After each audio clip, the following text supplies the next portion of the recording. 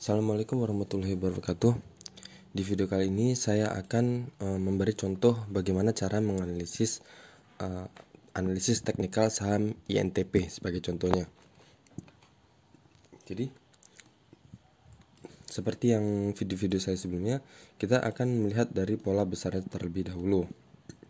Nah, dengan bisa menggunakan dengan bantuan garis MA 50 dan MA 200. Oke, di sini sudah terjadi golden cross ya, garis MA 50 sudah memotong garis MA 200. Kenapa saya pilih saham ini ya?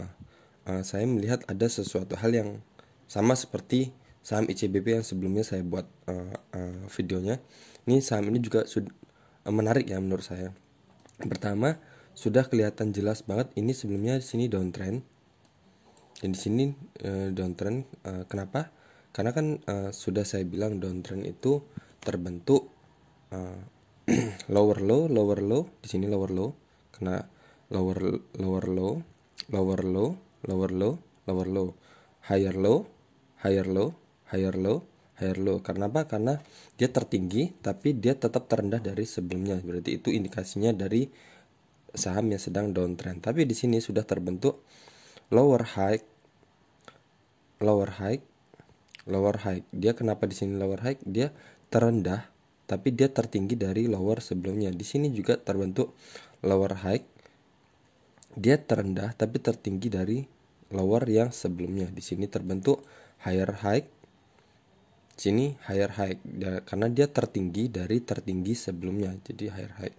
Jadi kalau kita sudah terbiasa menganalisis suatu saham, membuat coret-coretan itu, kita akan dengan mudah melihat di mana support resisten, saham itu polanya seperti apa tanpa bantuan sebetulnya. Cuman kita tetap butuh bantuan garis atau menarik area untuk mempermudah kita menentukan titik masuk dan titik cut lossnya. Nah, ini aja saya akan coba membuat garis area-area ya. Saya akan buat tangga di sini adalah support. Karena di sini terjadi pantulan ya ketika dia downtrend, dan dia sudah membuat reversal di sini pantulan untuk pola uptrendnya. Nah, selanjutnya di sini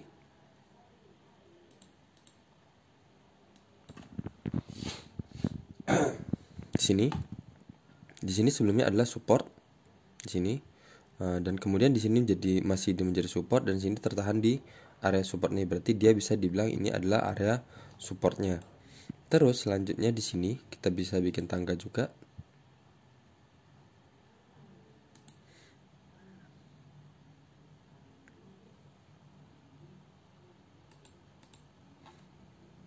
Sini, karena sebelumnya di sini adalah support, kemudian support dan dia naik ke atas dan dijebol, support dijebol. Kemudian di sini area ini berfungsi menjadi resisten dan tertahan di support yang ini, dan kemudian dia bergerak naik ke sini, tertahan di area resisten ini ya, masih dari support ini kembali ke resisten ini dan gagal breakout, dan dia turun di sini. Berarti bisa kita buat di sini support kecil ya, bisa dibilang support kecil di sini, karena di sini sebelumnya resisten dan dia di sini tertahan di yang sebelumnya resisten, itu berarti menjadi support kecil, minor support, dan dia kemudian naik di atas ini. Berarti ini bisa kita buat area juga.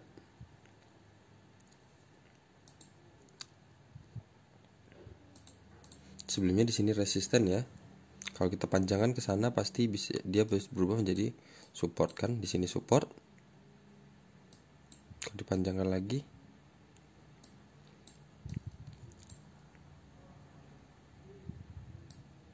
nah kan terbentuk dari pola-pola atau kebiasaan sebelumnya, dia di sini adalah resisten. Ini resisten, support, dan di sini dia berubah menjadi resisten.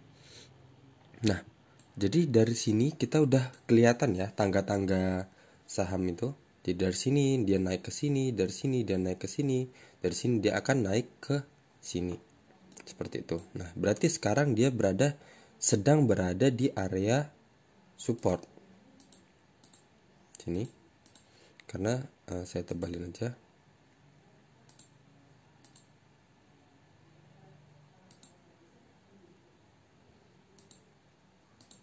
Sini berarti dia sedang berada di area support sekarang ini, saat ini, karena ini sebelumnya adalah resisten di sini. Oke, nah terus selanjutnya dari kan ini pertama kita buat tangga-tangga ya, buat support area. Kalau kita buat garis trend line, apakah bisa kita hubungkan ini support ini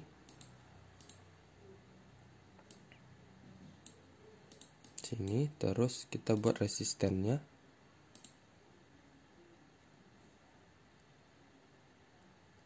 sini atau di sini aja,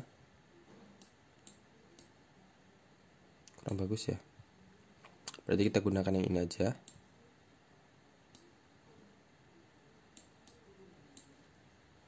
Kalau paralel, coba saya hapus dulu,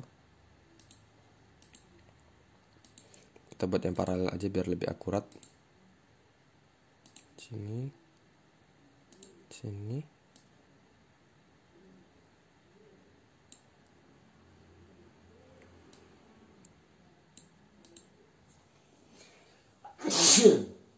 alhamdulillah.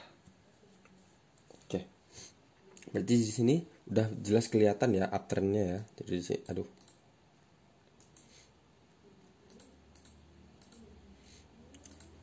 sini support, sini support, sini support, dan sekarang dia berada di tengah-tengah seperti ini. Jadi resisten terjauhnya adalah di sini, berarti di area ini, di trendline yang ini. Oke, berarti kalau seumpama kita masuk di area ini, kita bisa cut lossnya di sini di 1 tick atau 2 tick di bawah support area sekitar 1,74%, atau yang terjauhnya di sini 1 tick di bawah support trendline sekitar 5,22%. Jadi TP terdekatnya di mana? Ini di sini bisa saya buat support resisten minor juga kecil ya. Sini bisa dapat 6,74%, atau di sini bisa dapat 10%, atau terjauhnya di sini dapat 17%. Oke. Nah, mungkin apa ya?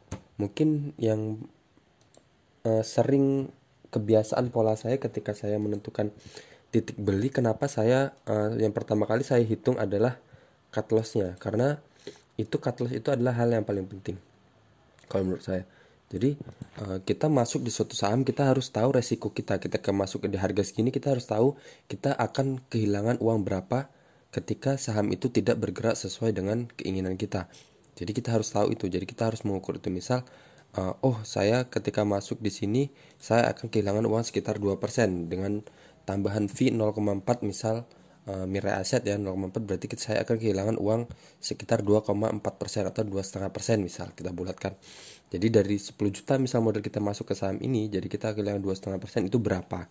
Jadi kita harus rela atau mengikhlaskan saham itu. Jadi nggak melulu kita memikirkan resistennya di mana atau take profitnya di mana. Jadi kita harus, yang pertama kita pertimbangkan adalah tingkat cut loss-nya.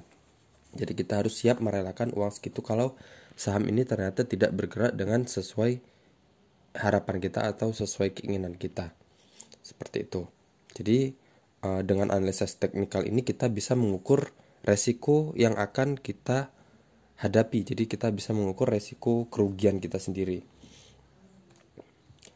Jadi seperti itu ya. Apa ada lagi ya? Mungkin sekian aja ya. Jadi kalau masuk segitu kita bisa cut loss-nya segini, yang paling dekat, atau yang paling jauhnya sekitar 5,45% dengan resisten tertingginya ada di 17%. Sekian dari saya, semoga analisis teknikal ini bermanfaat untuk kalian. Beginilah cara menganalisis saham, itu sangat sederhana ya. Jadi support resisten itu sebenarnya garis psikologis. Jadi garis kebiasaan dari pola-pola sebelumnya, di mana di pola itu akan terjadi pembalikan. Misal ketika di sini dia akan naik, ketika di sini dia akan naik, seperti itu. Misal ketika di sini dia akan naik, atau di sini dia akan berbalik, seperti itu. Jadi ada kemungkinan. Jadi kalau di area support dia bisa naik ke atas atau malah kejebak ke bawah dan support itu berubah menjadi resisten. Jadi polanya hanya seperti itu aja. Jadi kita hanya bisa meminimalisir seperti itu. Jadi inilah gunanya menarik garis support resisten sebelum kita membeli saham. Jadi kita tahu di mana kita harus menjual saham itu, di mana kita harus cut loss seperti itu. Sekian dari saya. Assalamualaikum warahmatullahi wabarakatuh.